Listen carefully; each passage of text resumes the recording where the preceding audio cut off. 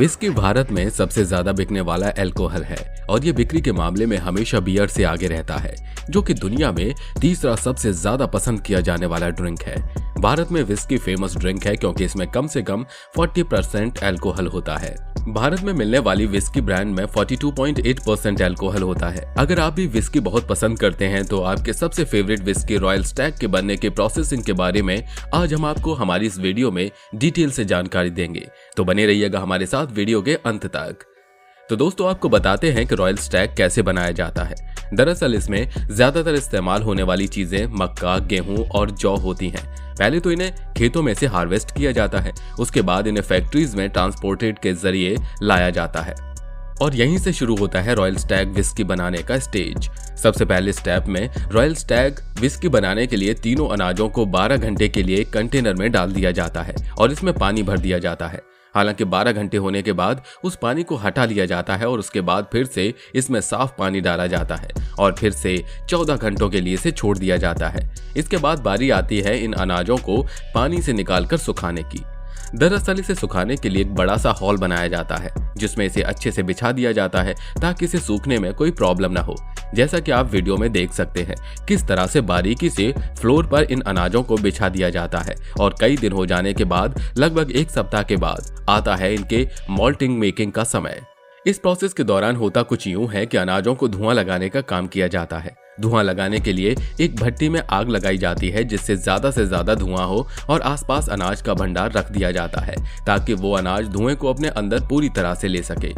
इससे विस्की को एक अलग तरह की स्मोकिंग स्मेल मिलती है।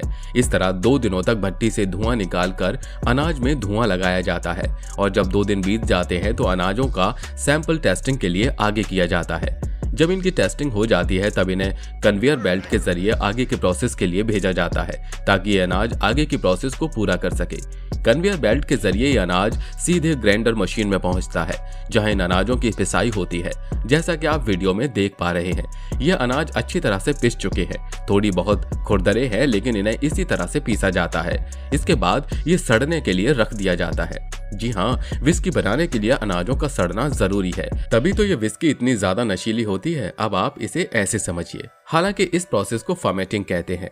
अब इन्हें आगे के प्रोसेस के लिए इनमें ईस्ट का पानी मिलाया जाता है जो सड़ने की प्रक्रिया को तेज करता है और अनाज इससे जल्दी सड़ने लगते हैं। दरअसल इस प्रोसेस को 2 दिन तक रखा जाता है। 2 दिनों के बाद इनमें से एक अलग तरह की स्मेल आने लगती है जिससे ये पता चल जाता है कि अल्कोहल स्प्रिट तैयार हो चुका है, जिसे इन मशीन के नलों के जरिए साफ करते हुए बाहर निकाल लिया जाता है, जैसा आप वीडियो में देख सकते हैं।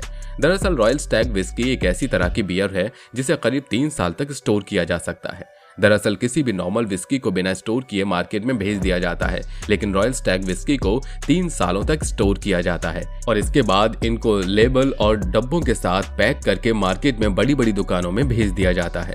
दरअसल आपको बता दें, रॉयल स्टैग भारतीय माल्ट विस्की का लोकप्रिय ब्रांड है जो कि सीग्राम लेबल के तहत मल्टीनेशनल कंपनी और डिस्टिलर पेरनॉन रिकॉर्ड द्वारा 1995 में लॉन्च किया गया भारतीय माल्ट विस्की का एक बहुत ही लोकप्रिय ब्रांड है।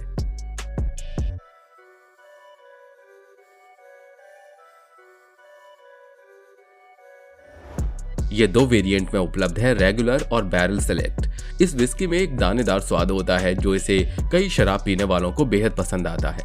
यह ब्रांड भारत में विभिन्न डिस्टिलरीज में पेरनॉन रिकॉर्ड द्वारा निर्मित है और दुनिया के कुछ चुनिंदा बाजारों में निर्यात किया जाता है। रॉयल स्टैग विस्की की कीमत 750 ml पर 650 से 800 रुपए। रॉयल स्टैग विस्की में अल्कोहल की मात्रा 42.8% होती है। हालांकि देसी या कच्ची शराब बनाने की प्रक्रिया के बारे में जानकर आप हैरान हो जाएंगे।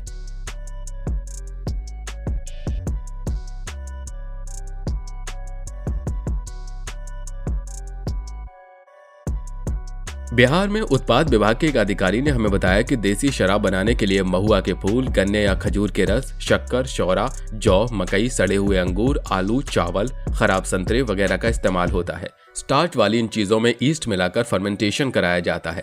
इन्हें सड़ाने के लिए ऑक्सीटॉक्सिन का इस्तेमाल किया जाता है। इसमें नौसादर, बेसरमेल की पत्ती और यूरिया भी मिलाया जाता है। ये चीजें नपुंसकता और नर्वस सिस्टम पर दुष्प्रभाव डाल सकती हैं। इन्हें मिट्टी में गाड़ने के बाद भट्टी पर चढ़ाया जाता है और निकलने वाली भाप से शराब तैयार होती है। इन्हें और नशीला बनाने के लिए मेथनॉल भी मिलाया जाता है। देसी दारू या कच्ची शराब को अधिक नशीली बनाने के चक्कर में ये जहरीली हो जाती है।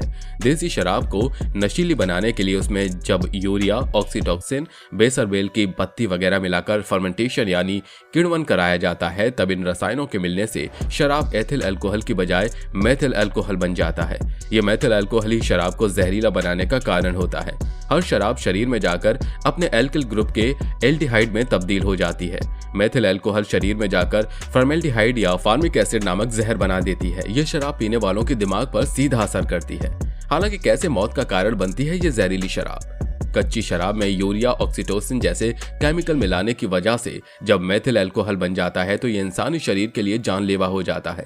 मेथिल अल्कोहल के शरीर में जाते ही केमिकल रिएक्शन तेज होता है। इससे शरीर के अंदरूनी अंग काम करना बंद कर देते हैं। कुछ लोगों में यह प्रक्रिया धीरे होती है, जबकि कुछ लोगों में तेजी से। इस कारण ये कई मामले में जल्दी मौत हो जाती है। लेकिन इसी के साथ हम आपको ये भी बताते चलें कि आपने कई बार सुना होगा कि सेनाओं को शराब पीने की पूरी छूट होती है। लेकिन ऐसा क्यों होता है? सेना को बहुत मुश्किल परिस्थितियों में देश की रक्षा का काम करना पड़ता है। कई बार उन्हें ऐसे वातावरण में रहकर भी लोगों की रक्षा करनी पड़ती है जहां तापमान माइनस में होता है। ऐसे में शराब उनके शरीर को गर्म रखने में मदद करती है। इसलिए सेना में जवानों के लिए शराब उनकी मूल आवश्यकता में से एक है।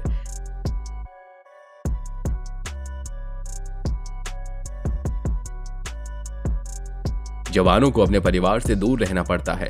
जब वो व्यस्त रहते हैं तो समय निकालना आसान होता है, लेकिन जब वे खाली बैठे होते हैं तो ऐसे में अपने परिवार की याद आना आम है। कोई भी इतने समय तक अपने परिवार से दूर नहीं रह सकता, भले ही वे कितने भी बहादुर हों। ऐसे में शराब उन्हें खाली समय को काटने में भी मदद करती है। जब ब्रिटिश हम पर राज करते थे तब उनकी सेना में भी एक परंपरा थी जिसके तहत हर अधिकारी और सेना का जवान एक निश्चित मात्रा में शराब का सेवन करेगा। ये परंपरा भारतीय सेना में भी है। जब सेना में किसी नई जवान की भर्ती होती है तो उसके स्वागत के लिए भी एक छोटे जलसे में उन्हें निश्चित मात्रा में शराब का सेवन करना होता है। लेकिन इसका यह मतलब बिल्कुल नहीं है कि सैनिक अपनी ड्यूटी के दौरान शराब पी सकते हैं। उन्हें केवल सीमित मात्रा में शराब पीने की अनुमति है और उनका ट्रैक रखने के लिए रजिस्टर भी बनाए गए हैं। अगर कोई जवान सीमित से ज्यादा मात्रा में शराब पीता है या नशे में पाया जाता है तो उसके खिलाफ सख्त कार्रवाई की जाती है। कुछ दुर्लभ मामलों में तो बात कोर्ट मार्शल तक पहुंच जाती है। देश के जवान दिन रात मेहनत करके अपने देश की सुरक्षा में खड़े रहते हैं। उन्हें ना तो सर्दी की कोई चिंता होती है और ना ही गर्मी की तपिश उनके हौसलों को डिगा पाती है।